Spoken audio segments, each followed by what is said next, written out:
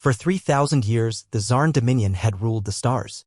Worlds trembled at the mere hum of their war engines, and civilizations vanished into dust under their conquests. Their control was absolute. Until the signal. It came from the edge of known space, a faint, distorted transmission from a sector long believed uninhabited. The Dominion dispatched a scout fleet. What they found wasn't a distress call. It was a warning. One word pulsed through the static, repeated endlessly in archaic Terran code. Leave. The Zarn High Command dismissed it as a bluff. After all, the Terrans had vanished centuries ago, devoured by their own wars and biological plagues. Earth was marked as a scorched ruin in Dominion records, a dead world unworthy of further thought. But still, the fleet didn't return. So they sent more. Hundreds of ships. Battle-hardened admirals. Dreadnoughts that had crushed solar systems. And then, silence. No wreckage. No emergency beacons. Just an empty void where the fleets had vanished. Whispers began spreading across the Empire. Something was out there.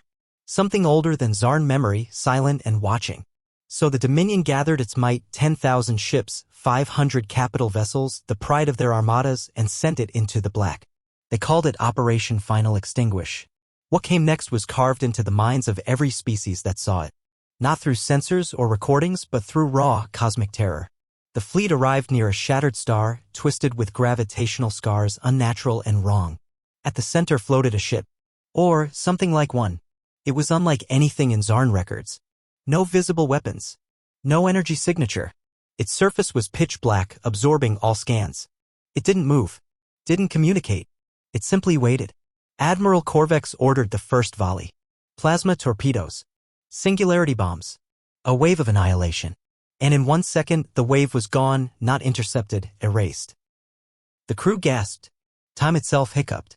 Instruments malfunctioned. Some officers began bleeding from their eyes, mumbling in dead languages. Then the ship moved. Not with propulsion. It simply shifted. And when it did, the Dominion's flagship, the Zarn Eternum, ceased to exist. Not exploded. Not vaporized. It was just gone, with a ripple in reality where it had once hovered. Panic tore through the fleet. Admiral Korvex screamed for retreat. But space itself bent. Distorted. Like something ancient had awoken, and now reality obeyed different rules. One by one, the Dominion ships vanished. No explosions. No debris. Just silence. A silence that devoured stars. In the aftermath, only fragments remained, partial logs, scrambled transmissions, brief glimpses caught by distant observatories. The galaxy watched in dread. And slowly, rumors spread of an ancient race, humans. Long thought extinct. Creators of myth, madness, and machines no one truly understood. They were never the strongest. Never the fastest. But they built things the stars feared. And this ship, this entity, was not a vessel of war. It was a warning left behind. Aboard the vessel, deep in the void, it stirred.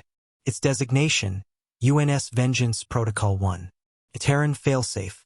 It had no crew, no bridge, no communications. It was designed not to fight, but to punish.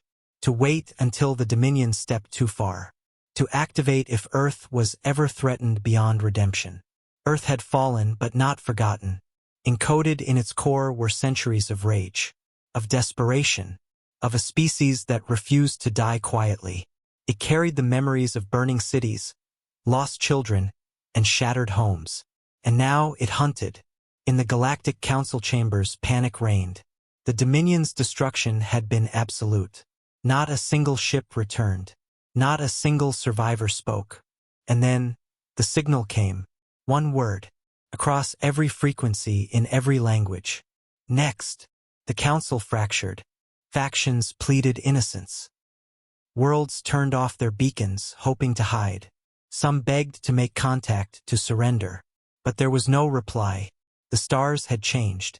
Because humanity had never truly left. They had simply waited.